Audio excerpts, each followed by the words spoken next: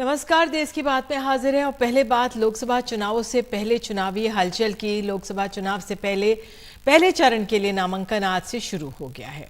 एक तरफ बिहार में महागठबंधन खेमे की सीट शेयरिंग पर कांग्रेस अलायंस कमेटी के अध्यक्ष मुकुल वासनिक के घर पर बैठक चल रही है, जिसमें आरजेडी की ओर से राज्यसभा सांसद मनोज झा, संजय यादव शामिल हैं।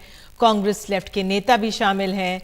इस मीटिंग में तय हो रहा है कि बिहार की 40 लोकसभा सीटों के बंटवारे पर किसको क्या मिलेगा। और इस दौरान पशुपति पारस की आरएलजेपी और मुकेश साहनी की वीआईपी पार्टी की महागठबंधन में एंट्री की भी चर्चा है।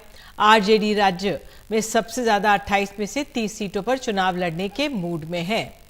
उधर बिहार के नेता राजेश रंजन उर्फ पप्पू यादव ने अपनी पार्टी जन अधिकार पार्टी का आज दिल्ली में कांग्रेस में विलय कर लिया। इससे पहले सुबह उनकी तस्वीरें आई थी, जब उनकी मुलाकात लालू प्रसाद यादव, तेजस्वी यादव के साथ हुई थी। पप्पू यादव 5 बार के सांसद हैं, 1 बार के विधायक हैं, पूर्णिया से चुनाव लड़ना चाहते हैं। साथ ही तीसरी तस्वीर जो हम आपको दिखा रहे हैं वो है बसपा के पूर्व सांसद दानिश अली की। उत्तर प्रदेश के अमरोहा से सांसद रहे और आज कांग्रेस में वो शामिल हो गए। पिछले साल बसपा ने पार्टी विरोधी गतिविधियों के लिए पार्टी से उनको निलंबित कर दिया था। वे यूपी में अमरोहा से सांसद हैं।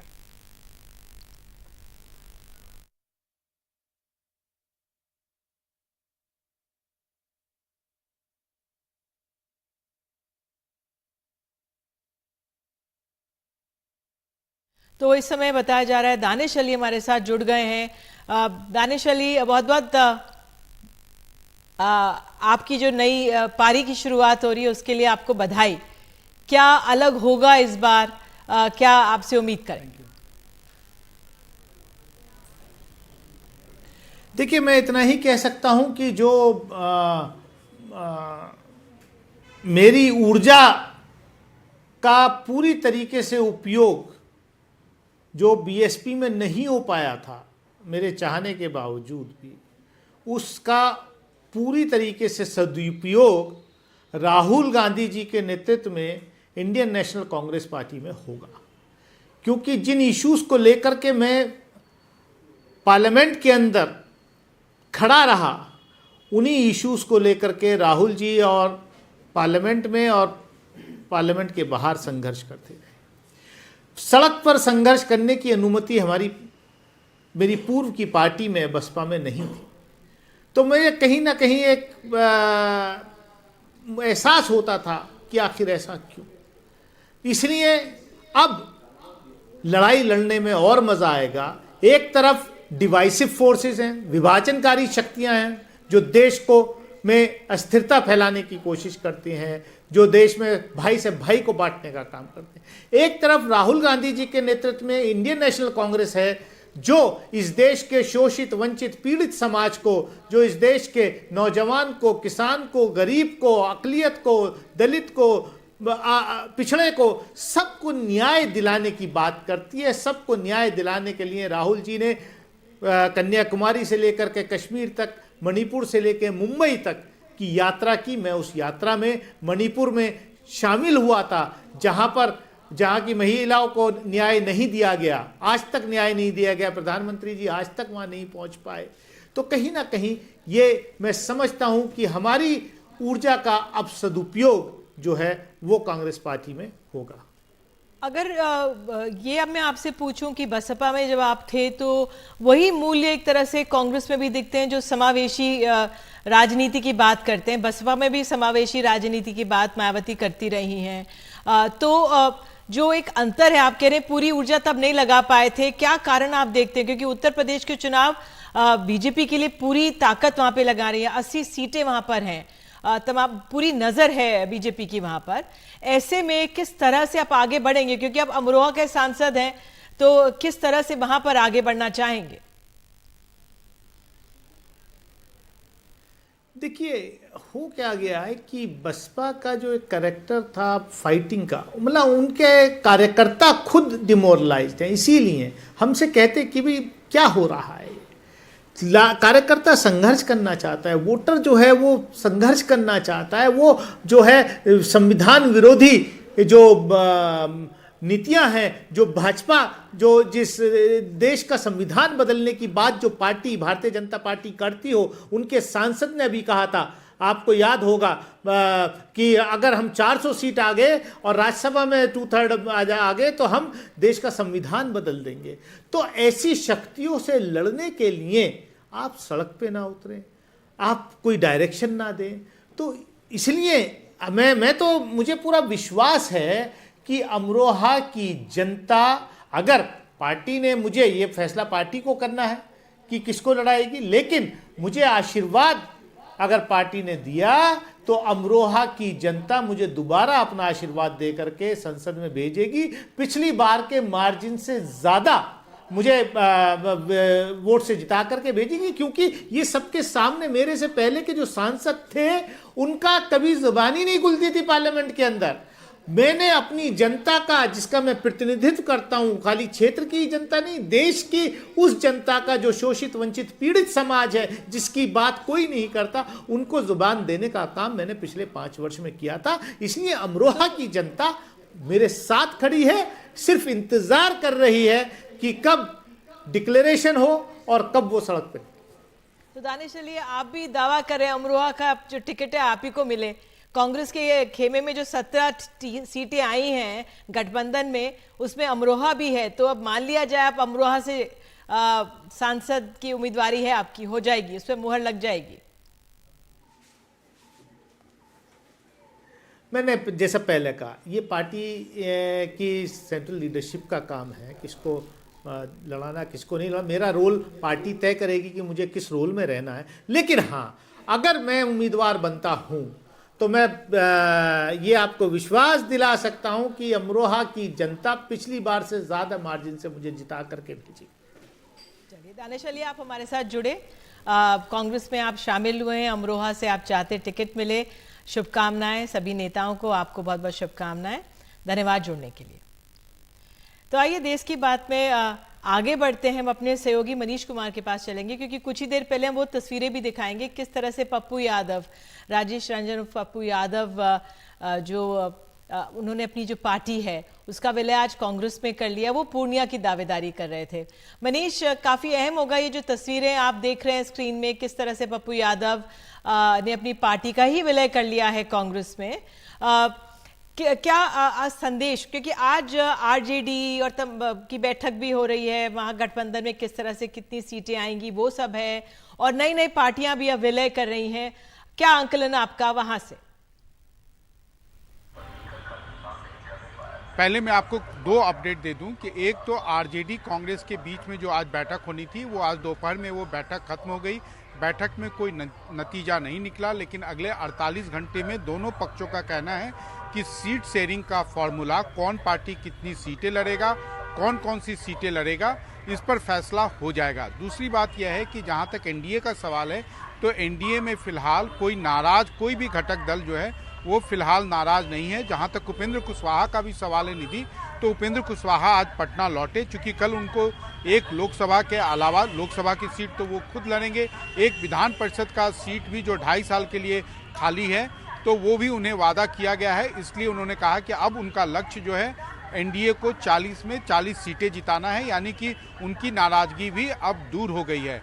जहां तक महागठबंधन और पप्पू यादव का सवाल है तो पप्पू यादव का आना, वो चाहे कांग्रेस हो या महागठबंधन, उसके लिए आप शुभ संकेत मान सकते हैं। भले ही उनकी पार्टी, उसका कोई विधायक, कोई सांसद ना रहा हो, लेकिन सीमांचल के क्षेत्र में खासकर पूर्णिया सीट को उन्होंने 3 बार वहां से उसको रिप्रेजेंट किया है। और पप्पू यादव के बारे में माना जाता है कि चुनावी राजनीति या कभी भी वो जो चुनावी मैदान में होते हैं तो वो काफ़ी तरीके से चुनाव लड़ते हैं। इसलिए कांग्रेस को ये अब उम्मीद है कि कमोबेश पूर्णिया की सीट उनके झोले में आएगी और पप्पू यादव ही उम्मीदवार होंगे।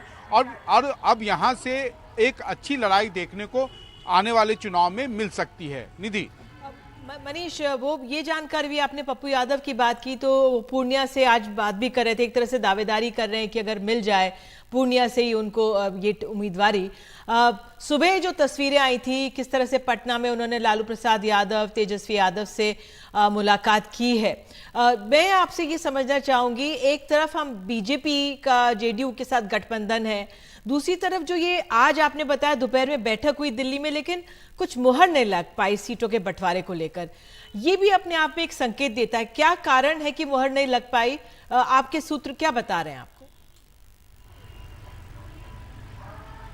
देखिए, जब भी बात अगर एक बार में नहीं बनती है तो उसका कारण यही होता है कि जो दो पक्ष होते हैं, जैसे जो बड़ा भाई होता है, जैसे बिहार में महागठबंधन आज की तारीख में बड़े भाई की भूमिका में है, तो वो जो सीटें ऑफर कांग्रेस को कर रहा है वो सीमित सीटें दे रहा है, यानी कि कांग्रेस की अपेक्षा 10 से 11 सीटों की है, लेकिन आरजेडी की तरफ से उन्हें 6 और अधिकतम 8 सीटों का ही ऑफर हो रहा है। दूसरी बातें ये होती हैं, सीटों की संख्या के अलावा जो सीटें उनको दी जा रही हैं, तो उसमें बहुत सारी सीटें ऐसी हैं जो कांग्रेस मानता है कि वहाँ पर उसकी स्थिति काफ़ी कमज़ोर है, उसके उम्मीदवार वैसी चुनावी मैदान में या चुनाव के मैदान में वैसा मुकाबला नहीं दे सकते हैं जैसा कि उनके अपने जो स्ट्रॉन्ग होल्ड्स हैं वहाँ पर उनकी जो लड़ाई होगी। जैसे सीमांचल का क्षेत्र आपको बताया कि किशनगंज सीट, वहाँ पर कांग्रेस काफ़ी मजबूत है। पूर्णिया में भी पप्पू यादव अगर उम्मीदवार होंगे तो काफ़ी अच्छी लड़ाई होगी। वैसे ही अगर उनका कहना है कि अगर पटना साहिब की सीट जो बीजेपी का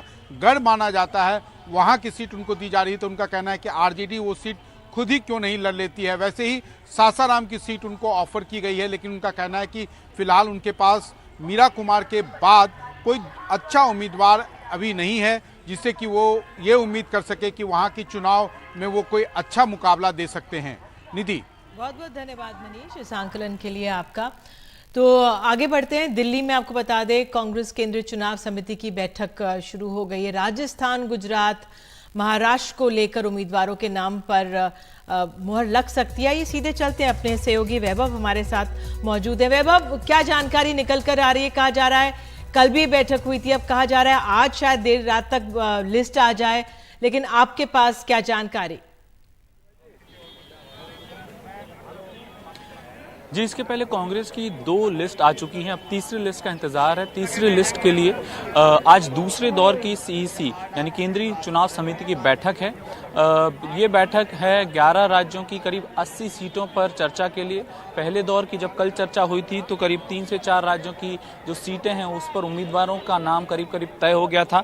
आज अभी करीब गुजरात और राजस्थान को लेकर जो है वो चर्चा जारी है और उम्मीद जताई जा रही है कि आज देर रात तक या शाम या देर रात तक कांग्रेस की तीसरी लिस्ट आ सकती है। करीब इसमें 80 उम्मीदवारों के नाम हो सकते हैं। जो पहले और दूसरे फेज में जिन राज्यों का में चुनाव होने हैं उनकी सीटें पहले क्लियर करने के बारे में सूत्र जानकारी दे रहे हैं। जिन 11 राज्यों की चर्चा हो रही है उसमें अरुणाचल प्रदेश, सिक्किम, पश्चिम बंगाल, अंडमान, पुडुचेरी, कर्नाटक, तेलंगाना, मध्य प्रदेश, गुजरात और राजस्थान की सीटें शामिल हैं।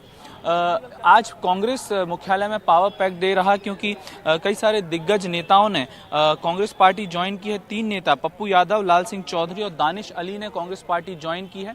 हमने दानिश अली और पप्पू यादव से बातचीत भी की। उन्होंने कहा कि जैसे दानिश अली से थोड़ी देर पहले आप भी बात कर रहे थे, उन्होंने कहा कि बीएसपी वो जो करना चाहते थे वो उनको स्पेस नहीं मिल रहा है, इसलिए वो कांग्रेस का उन्होंने रुख किया है और वो मांग कर रहे हैं कि उन्हें उत्तर प्रदेश की अमरोहा सीट जहां से अभी वो सांसद हैं वो फिर से दिया जाए। और दूसरी तरफ पप्पू यादव है वो पूर्णिया सीट की साफ तौर पर मांग कर रहे हैं। बिल्कुल वैभव, बहुत बहुत धन्यवाद। आप नजर बनाए रखें, आपके पास आते रहेंगे। इस जानकारी के लिए आपका शुक्रिया। और अब आपको बता दें बीजेपी इस बार कर्नाटक में जेडीएस लिंगायत कंबाइन का एक मजबूत किला बनाने की कोशिश कर रही है, यानी उत्तर कर्नाटक के लिंगायत और ओल्ड मैसूर रीजन के वोकलिगा एक मुश्त बीजेपी को वोट करें। हाल में हुए विधानसभा चुनावों में मुसलमानों ने जेडीएस का साथ छोड़ दिया था, तो क्या यहाँ पे जो गठबंधन है उसे मुहर लग गई है? आइए देखते हैं रिपोर्ट। काफी नोकझोंक के बाद जेडीएस बीजेपी से 3 सीटें लेने में कामयाब रही। चुनाव से पहले गठजोड़ के तहत बीजेपी 2 सीटें जेडीएस को देना चाहती थी, लेकिन कुमारास्वामी 4 सीटों की मांग पर अड़ गए। काफी दबाव बनाया, तब जाकर 3 सीटें मिली। ಯಾಕೆಂದ್ರೆ ನಮ್ಮ ಕೆಲವರು ಪ್ರಮುಖರು ಒಂದು ಮಾತು ಹೇಳೋರು, ಇವತ್ತು ಜೆಡಿಎಸ್ ಬಿಜೆಪಿ ಹೊಂದಾಣಿಕೆ। हमारे कई वरिष्ठ नेताओं ने मुझसे कहा कि जेडीएस और बीजेपी के बीच गठबंधन से जेडीएस को बहुत ज्यादा मदद नहीं मिलेगी। 18 लोकसभा निर्वाचन क्षेत्रों में अगर जेडीएस के 2 से 3% वोट बीजेपी उम्मीदवार को मिलते हैं तो उन्हें ज्यादा फायदा होगा। ಸ್ವಿಂಗ್ ಆದರೆ ಬಿಜೆಪಿ ಅಭ್ಯರ್ಥಿಗಳಿಗೆ 18 ಲೋಕಸಭಾ ಕ್ಷೇತ್ರದಲ್ಲಿ जेडीएस को वकलीगा दबदबे वाली हासन मंडिया और कोलार सीटें दी गई हैं। इनके साथ ही ओल्ड मैसूर रीजन में वकलीगाओं के दबदबे वाली लोकसभा सीटों में चामराजनगर, मैसूर, बेंगलुरु रूरल, तुमकुर, चिकबल्लापुर और बेंगलुरु नॉर्थ भी है। बेंगलुरु सेंट्रल और बेंगलुरु साउथ में वकलीगाओं का दबदबा नहीं है। जेडीएस के मुख्य वोट बैंक वकलीगाओं की मौजूदगी राज्य के दूसरे हिस्सों में भी है, खासकर बीजापुर, रायचूर और गुलबर्गा। यानी वकलीगा बहुल हासन, मंडिया और कोलार में बीजेपी का काडर वोट जेडीएस के लिए जीत पक्की करेगा। वहीं 1.5 दर्जन सीटों पर बीजेपी को उम्मीद है कि जेडीएस काडर उनके उम्मीदवारों को मजबूती देंगे। Luckily for us, the vote bank of BJP and JDS regionally, they are regionally strong in and around Bangalore, and we are strong all over the North Karnataka. हमारे और जेडीएस के बीच इस तरह का कोई विरोध नहीं है इंटरेस्ट का। उत्तर कर्नाटक में जो हमारा वोट बैंक है उसको जेडीएस मजबूती देगा और हम जहां मजबूत हैं वहां हम जेडीएस को मजबूती देंगे, तो एक दूसरे के हम काफी मददगार साबित होंगे। It will be really complementing JDS, and JDS has got influence in certain pockets all over Karnataka. That will also help BJP. So it's a win-win situation, and it's a very good alliance. 2019 में भी ऐसा ही एक pre poll alliance Congress और JDS के बीच हुआ था, लेकिन ये वोट में कन्वर्ट नहीं हो पाया। इस बार जेडीएस को बीजेपी का साथ मिला है। दोनों ही पार्टियों को एक दूसरे से काफी उम्मीद है। दोनों को लगता है कि वकलीगा और लिंगायतों का ये एक अभेद्य गठबंधन होगा जिसे कांग्रेस के लिए पार पाना मुश्किल होगा, लेकिन ये तभी संभव है जब ग्राउंड लेवल पे जेडीएस और बीजेपी के कार्यकर्ता एकजुट हो पाए, क्योंकि दशकों से ये एक दूसरे के खिलाफ मोर्चाबंदी करते रहे हैं। बेंगलुरु से कैमरामैन कुमार के साथ निहाल किदवई, एनडीटीवी इंडिया। हरियाणा में बीजेपी और जेजेपी की ठीक ठाक चल रही सरकार में अचानक से जो कुछ हुआ उसे लेकर राजनीतिक जानकार भी हैरान रह गए और आम वोटर भी। जेजेपी के नेता दुष्यंत चौटाला के सामने हमारे सहयोगी सुमित अवस्थी ने सवाल रखा कि आखिर हुआ क्या। ऐसा क्या हुआ? इतनी अच्छी चलती सरकार, इतनी अच्छी चलती दोस्ती, सब कुछ स्मूथ चल रहा था, एक परिवार का हिस्सा आप लोग लगते थे, अचानक एक दिन में सब खेल बिगड़ गया, क्यों?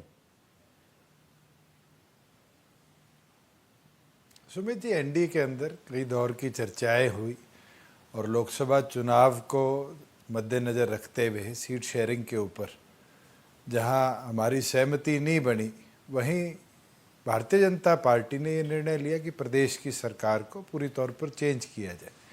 और हमने स्पष्ट इस चीज़ के अंदर कहा कि हम नई सरकार का फिर हिस्सा नहीं बनेंगे, कि अगर एनडीए के अंदर इस तरह की चर्चाएं और इस तरह की सीट शेयरिंग के ऊपर निर्णय टाइमली ना हो पाएगा तो फिर हरियाणा प्रदेश की प्रत्येक विधानसभा, प्रत्येक लोकसभा के लिए जननायक जनता पार्टी चुनाव लड़ेगी।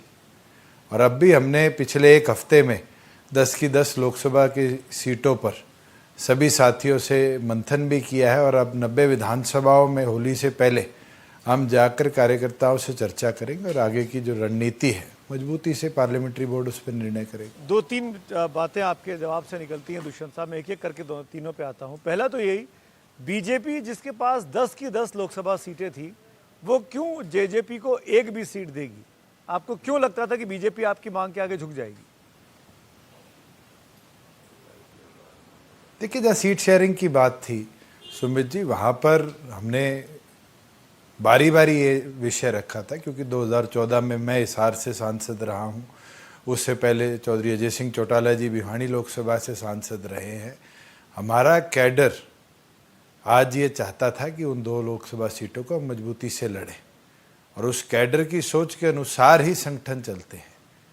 आज के दिन कोई सांसद बनता है, कोई विधायक बनता है तो कैडर की मजबूती के साथ बनता है, मगर हमारे राष्ट्रीय अध्यक्ष ने अंत में ये निर्णय भी किया कि अगर एक भी सीट हम नहीं लेते तो हरियाणा प्रदेश के अंदर जो बुढ़ापा पेंशन है उसको 5100 रुपये कर दिए जाए और उसके उपरांत अगले दिन यही समाचार आता है कि पूरी गवर्नमेंट को ही बदला जा रहा है, तो हमने ये कह दिया था हम उसका हिस्सा नहीं बनेंगे। अगर हमारी इतनी महत्वपूर्ण मांग बुजुर्गों के सम्मान की पूरी नहीं होती तो फिर उस सरकार का हिस्सा रहने का औचित्य नहीं है।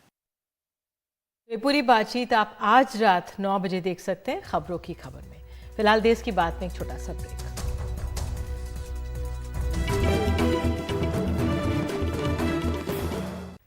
इस बार के लोकसभा चुनाव में हर संसदीय क्षेत्र में उम्मीदवार अपने चुनावी अभियान पर कितना पैसा खर्च कर रहे हैं, इस पर चुनाव आयोग के एक्सपेंडिचर ऑब्जर्वर्स की पैनी नजर रहेगी। इस बार के लोकसभा चुनाव के लिए चुनाव आयोग ने बड़े राज्यों में चुनावी खर्च की सीमा 95 लाख और छोटे राज्यों में चुनावी खर्च की सीमा 75 लाख तय की है। Association for democratic reforms (ADR) और इलेक्शन वॉच द्वारा 2019 के लोकसभा चुनाव में जीतने वाले उम्मीदवारों द्वारा चुनाव आयोग को दिए गए एक्सपेंडिचर स्टेटमेंट की स्टडी में कई अहम तथ्य भी मिले हैं। 53 लोकसभा चुनाव जीतने वाले सांसद डिक्लेयर किया था कि उन्होंने खर्च की सीमा का 50% से भी कम खर्च किया। सिर्फ 2 सांसदों ने डिक्लेयर किया कि उन्होंने चुनावी खर्च की सीमा से ज्यादा पैसे अपने चुनावी अभियान पर खर्च किए। आइए सुनते हैं हमारे सहयोगी हिमांशु शेखर ने इलेक्शन वॉच के प्रमुख से बात की। आइए सुनाते हैं आपको। जो इलेक्शंस ख़त्म हो जाते हैं, जब रिज़ल्ट डिक्लेयर हो जाता है, उसके 30 दिन के अंदर हर एक उसको विनर को अपनी एक्सपेंडिचर की एक रिपोर्ट देनी पड़ती है और वो रिपोर्ट इलेक्शन कमीशन में जमा की जाती है। तो उसमें जितने भी इलेक्शन कमीशन ने हेड्स दिए हुए हैं रिपोर्ट के लिए, जैसे कि रैली पर कितना खर्च हुआ, ट्रांसपोर्टेशन पर कितना खर्च हुआ, वर्कर्स के ऊपर कितना खर्च हुआ, आपने प्रिंट मीडिया में अगर कोई इश्तहार दिए हैं या अपना वो क्रिमिनल बैकग्राउंड वाली डिटेल्स प्रिंट कराई हैं, उसके ऊपर कितना खर्च हुआ, वर्चुअल कैंपेन के ऊपर कितना खर्च हुआ, और आपकी रैलीज़ में अगर कोई आपके लीडर आते हैं तो उनके वाली रैली में कितना खर्च हुआ, और जो आपने अपने आप रैली करी उसके ऊपर कितना खर्च हुआ। बाकी जब कैनवसिंग जब चल रही होती है, जिस टाइम कैंपेन कैंडिडेट्स कर रहे होते हैं, तो उस समय इलेक्शन कमीशन के ऑब्जर्वर्स होते हैं जो कि हर रोज़ उसका एक अलग रजिस्टर होता है, उसमें एंट्री करते हैं कि आज इसकी इन चीज़ों पर इतना खर्च हुआ। अब उसमें छोटे से छोटी चीज़ जैसे कि चाय, पानी, समोसा ये वगैरह है, वो भी रिकॉर्ड किया जाता है। जो ऑब्जर्वर्स हैं वो ये देखते हैं कि ओके इन्होंने ये रैली करी या ये सभा करी या नुक्कड़ वो मीटिंग करी, तो उसमें इतने आदमी थे, उसके बाद उनके ऊपर अगर चाय पानी का खर्चा होता है तो वो इतना हुआ, और अगर इनके जो वर्कर्स हैं वो ट्रांसपोर्ट में एक जगह से दूसरी जगह मूव कर रहे हैं, कितनी कार्स थी, कितना मोटरसाइकिल्स था, ये सब इस तरीके का अंदाज़ा वो लोग लगाते हैं और फिर रिपोर्ट सबमिट करते हैं। और चुनाव आयुक्तों का मामला आपको बता दें, मुख्य चुनाव आयुक्त और चुनाव आयुक्तों की नियुक्ति के मामले में केंद्र ने हलफनामा दाखिल किया है सुप्रीम कोर्ट में। कहा है इसमें कि नए कानून पर रोक लगाने का विरोध किया है उन्होंने। केंद्र ने कहा है कि चयन पैनल में न्यायपालिका के किसी सदस्य की मौजूदगी से ECI की स्वतंत्रता उत्पन्न नहीं होती। उच्च संवैधानिक पदाधिकारियों से निष्पक्षता से कार्य करने की अपेक्षा की जाती है। चुनाव आयुक्तों की क्षमता और पात्रता पर सवाल ना उठाए जाए। याचिकाकर्ता राजनीतिक विवाद पैदा करने की कोशिश कर रहे हैं। तो आइए बात करते हैं उत्तर प्रदेश की। अमेठी की ऐसी सीट है, वहां पर सबकी नजर लगी है, तो क्या हो रहा है अमेठी में, कैसा है वहां का माहौल, वहां पे लोगों से बात की हमारे सहयोगी रणवीर सिंह ने। आइए सुनाते हैं कोई बातचीत। अमेठी में राजनीतिक कार्यकर्ता क्या सोचते हैं, ये समझने के लिए मैं भारतीय जनता पार्टी के भी एक कार्यकर्ता के साथ हूं और समाजवादी पार्टी के भी। वकील साहब आपसे शुरू करेंगे, आप वकील भी हैं और भारतीय जनता पार्टी से भी जुड़े हैं, क्या नाम है? अजय कुमार तिवारी हमारा नाम है। क्या माहौल है तिवारी जी? माहौल एकदम भगवामय है अमेठी का। जो नारा अमेठी में दीदी ने दिया है, अमेठी में 400 पार, अमेठी में 400 पार करा देंगे, 4 लाख पार, अमेठी 4 लाख पार और देश में 400 पार। उसी नारे के साथ हम लोग भी अमेठी में काम कर रहे हैं। निश्चित तौर पर दीदी विजयी होंगी। कांग्रेस के पास प्रत्याशी ढूंढने की क्षमता नहीं है। मेरी तमन्ना है और प्रभु से प्रार्थना भी है कि राहुल गांधी जी को सद्बुद्धि दे कि वो अमेठी केरल से लड़ें। जिस तरह अमेठी से अगली बार 2 जगह नामांकन किए थे, इस बार भी नामांकन करें और हम लोगों को वो फिर एक बार फिर सौभाग्य प्राप्त हो कि उनको हराने का काम ये अमेठी की जनता दोबारा करे। जिस बात का जवाब पहले ले लें, आप लोग इस बार कांग्रेस के साथ जो है समझौता है सपा का, आप सपा में, क्या नाम है आपका? मेरा नाम गुंजन सिंह है। मैं गुंजन जी, ये कह रहे हैं इस बार 4 लाख पार और देश में 400 पार। जी जी, अब जिस हिसाब से देखिए, ये तो बीजेपी के हैं, तो बीजेपी का गुणगान डेफिनेटली गाएंगे, लेकिन अगर देखा जाए तो यहाँ पे बीजेपी ने सिर्फ कुछ नहीं काम किया, सिर्फ इन्होंने एक होता ना कि धार्मिक चीज़ों पे मुद्दा उठा के सिर्फ वही चीज़ होता ना। वो छोड़ दीजिए, मैं बस ये पूछ रहा हूँ। वैसे तो आरोप राहुल जी पे भी लग रहे हैं कि 15 साल उन्होंने कुछ नहीं किया, ये भी कहेंगे कि बहुत कुछ किया दीदी ने, सबके अपने अपनी लाइन होती है। मैं बस पूछ रहा हूँ कि प्रत्याशी इस बार किसको होना चाहिए? ठीक है, वो तो डिपेंड करता है पार्टी की सीट से, तो तभी जैसे कुछ अभी चाहते राहुल जी लड़ें? जी, हम लोग डेफिनेटली चाहते हैं कि राहुल गांधी जी यहाँ से लड़े, तभी एक अच्छी फाइट देखने को मिलेगी अमेठी में। अगर राहुल जी नहीं लड़ेंगे तो नहीं मिलेगी? अब वो अभी नहीं, ऐसा तो मैं नहीं कह सकती, लेकिन हम लोग चाहते हैं कि क्या नाम है, राहुल गांधी जी ही लड़े। ये भी चाह रहे हैं और हम भी चाह रहे हैं। हम भी चाह रहे हैं कि राहुल गांधी एक बार अमेठी आएँ, चुनाव लड़ें और उनको अपनी बुद्धि का जो करते रहते हैं उसको यहाँ भी एक बार मतलब मनोरंजन करके जाएं। हम लोगों का मनोरंजन जैसे देश में वो कर रहे हैं, वैसे अमेठी का भी मनोरंजन बंद ना हो, मनोरंजन अमेठी का हो। देखिए, हाँ बताइए। जो कह रहे हैं निराधार कह रहे हैं, गांधी परिवार चुनाव लड़ेगा, एक ऐतिहासिक जीत होगी। और अमेठी में जन जन जो है कांग्रेस के कार्यकर्ता है। आज अमेठी में जो कुछ दिखाई पड़ रहा है वो गांधी परिवार का दिया है। चाहे स्टेशन आप ले लीजिए, आप देख लीजिए, चाहे एचएल देख लीजिए, चाहे बीएचएल देख लीजिए, फर्टिलाइजर देखिए, सीआरपीएफ सेंटर देख लीजिए, बीआरओ ऑफिस देख लीजिए, सैनिक स्कूल देखिए, तमाम सड़कें जो है कांग्रेस ने दिया है। और विश्व स्तर पर, दुनिया के स्तर पर जो है कांग्रेस अमेठी जानी जाती है और अमेठी का नक्शा दुनिया पे निगाहें रहती हैं। आज गांधी परिवार चुनाव लड़ेगा, एक ऐतिहासिक जीत होगी। इस बात को मैसेज जाएगा दुनिया में कि गांधी परिवार, अमेठी की जनता कितना समर्पित है। पिछली बार का हुआ था ऐसा नहीं, उसमें दुरुपयोग किया गया, लेकिन जनता जागरूक हो चुकी है। मैं बताना चाहता हूँ अमेठी में क्या हुआ 10 सालों में। ट्रिपल आईटी थी जो है, उसको फुलफिल मान्यता न देकर समाप्त कर दिया गया। जनता इस बात को जवाब देना चाहती है, अगर गांधी परिवार चुनाव लड़ता है तो ऐतिहासिक जीत होगी और एक मिसाल बनेगा दुनिया। राहुल जी नहीं आए तो लड़ेगा निश्चित रूप से गांधी परिवार, पूरा कॉन्फिडेंस साथ मैं कहता हूँ लड़ेगा गांधी परिवार। उम्मीद है, आप लोग को भी उम्मीद है राहुल जी लड़ेंगे? नहीं, हमको तो उम्मीद इसलिए नहीं है कि राहुल जी ने तो अपनी उम्मीद पिछले ही चक्र में समाप्त कर दी थी। जी हाँ, भाजपाई ही हूँ, जी हाँ, भाजपाई हूँ। अगर उनको यहाँ से लड़ने की, जीतने की उम्मीद होती, उनके सर्वे टीम ने बताया कि आप चुनाव हार रहे हैं, तो पिछली बार ही वो वायनाड चले गए। आपको कैसे पता चला? उनकी सर्वे टीम उनको क्या बताई? अरे आप ही लोग बताते हैं, मीडिया के ही लोग न्यूज में देते रहते हैं संभावनाएं, सूत्र बताए, तो हम लोग टीवी देखते हैं, हम लोग चैनलों को सुना करते हैं। क्योंकि कह रहे हैं बहुत काम किया है राहुल जी। प्लीज मत बोलिए चाचा जी। चाचा को मैं आज से नहीं, पिछले 25 वर्षों से सुन रहा हूं। कांग्रेस की ओर से ये मीडिया में यहाँ प्रतिनिधित्व करते हैं विधानसभा अमेठी में, लेकिन चाचा को भी कांग्रेस ने दुत्कार दिया। जैसे जैसे चुनावों की तारीखें करीब आती जा रही हैं, चर्चाएं ऐसे ही गर्म रहेंगी, दिलचस्प रहेंगी। और आपको बता दें कि आज शाम 7 बजे हमारी खास कार्यक्रम देखिएगा, एनडीए बनाम इंडिया गठबंधन, किसकी कितनी तैयारी, 7 से 8, अखिलेश शर्मा और मनोरंजन भारती के साथ।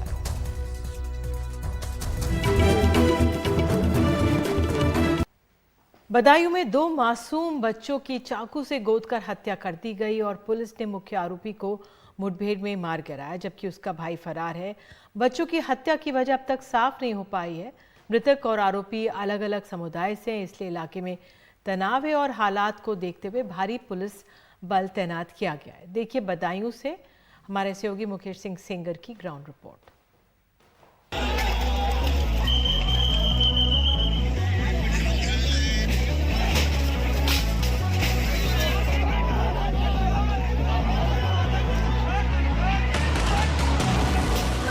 बच्चों को, हमारे बच्चों को लेके जाके माने एक को काट को। एक माँ अपने जिगर के टुकड़ों को आखिरी विदाई देते हुए 2 सगे भाइयों की निर्मम हत्या ने हर किसी को झकझोर दिया है।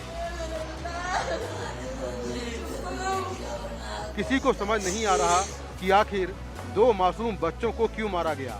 क्या लगता है, क्या वजह हो सकती है? कुछ बातें नहीं कभी हुई तो क्या बताएं। घटना तो बहुत बुरी है, ऐसा होना नहीं चाहिए। बच्चे छोटे छोटे हैं और हम लोग भी रहते हैं यहाँ पर, हम लोग को भी ऐसा डर है। ये परिवार कैसा था इनका? अच्छा था, बहुत बढ़िया था, बहुत सीधे साधे लोग थे। कोई झगड़ा किसी से था? कोई किसी से नहीं है झगड़ा। हाँ, झगड़ा किसी से बेटा नहीं है। ऐसा तो सब किसी के संग में हो जाएगा तो कैसे माँ जी सकते।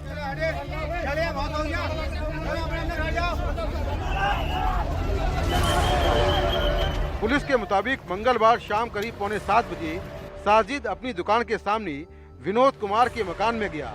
उसने अपनी पत्नी की डिलीवरी की बात कहकर विनोद की पत्नी संगीता से 5,000 रुपए मांगे। संगीता साजिद के लिए चाय बनाने गई। इस वक्त विनोद घर के बाहर थे। इसी बीच साजिद पहली मंजिल पर संगीता के 13 साल के बेटे आयुष और 6 साल के अहान को दूसरी मंजिल पर ले गया। वहां उनकी चाकू से गोद कर हत्या कर दी। फिर उसने मेरे बच्चों को, हमारे बच्चों को लेके जाके माने एक एक को काटो, छत पे बड़ी बेरहमी से काटो। आपको मालूम कैसे चला? हमारा जो बीच वाला जब गया वो छुटरा के भाज के आया है, उसका भी अंगूठा कटा है, उसे भी मार देता, वो छुड़ा के भाज आया। क्यों मारा क्यों, वजह क्या लगता? हमारी तो कोई दुश्मनी किसी से ना, किसी ने करवाया हो तो नहीं कह सकते। हम रहते नहीं थे यहाँ, मैं तो बाहर रहता हूँ, बस आना जाना, बाल कटवाए यही व्यवहार था हमारा। क्या करना मुझे इससे, कुछ भी नहीं हुई हमारी कभी। घर वालों के मुताबिक शोर मचाने पर साजिद चाकू लेकर बाहर आया और जावेद के साथ भागने लगा, लेकिन लोगों ने साजिद को पकड़कर पुलिस के हवाले कर दिया, जबकि जावेद मौके से भाग गया।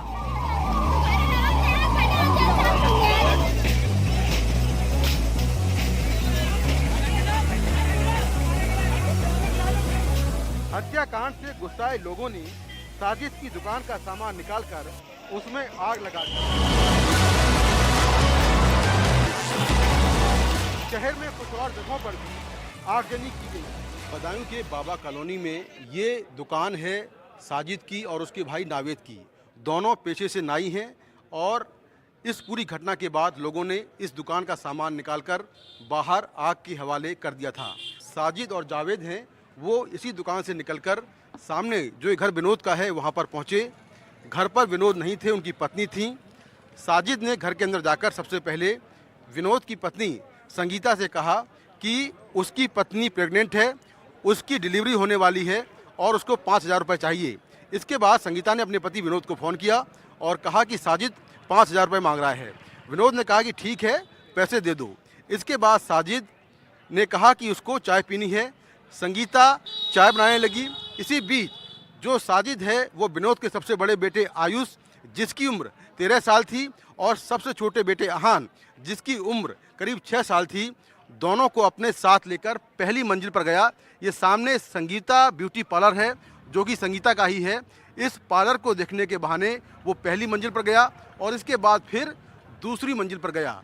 दूसरी मंजिल पर जाने के बाद उसने चाकू निकाला और आयुष और अहान को चाकुओं से गोद दिया। इसी बीच खबर आई कि साजिद पुलिस मुठभेड़ में मारा गया है। अब इस मोटिव पे हम लोग काम कर रहे हैं। अभी तक बहुत स्पष्ट कोई मोटिव नहीं समझ में आया है। जांच पड़ताल जारी है और जो भी नए तथ्य प्रकाश में आएंगे उसके आधार पर हम अपनी इन्वेस्टिगेशंस आगे बढ़ाएंगे। साजिद की मां का कहना है कि पुलिस ने जो किया ठीक किया। साजिद की पत्नी के मुताबिक वो गर्भवती है ही नहीं। कुल मिलाकर इस वारदात को लेकर कई सवाल अनसुलझे हैं। पुलिस वारदात की कड़ियां जोड़ने में लगी है। अलग अलग समुदाय का मामला है, इसलिए सांप्रदायिक माहौल खराब ना हो, इसे देखते हुए बड़ी संख्या में सुरक्षा बल तैनात है। सोशल मीडिया पर भी नजर रखी जा रही है। बदायूं से अपने सहयोगी अरविंद सिंह और कैमरामैन मोमिन के साथ मुकेश सिंह सेंगर, एनडीटीवी इंडिया।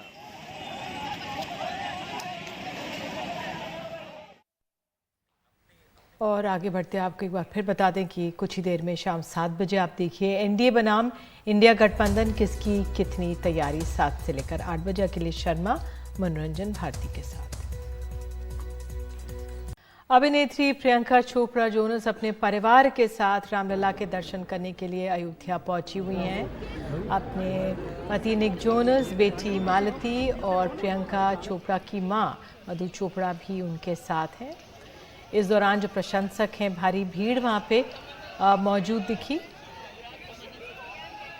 पूरे परिवार के साथ वो अयोध्या पहुंची हुई हैं और जो फोटोज़ और वीडियोज़ हैं वो सोशल मीडिया में वायरल हो रहे हैं।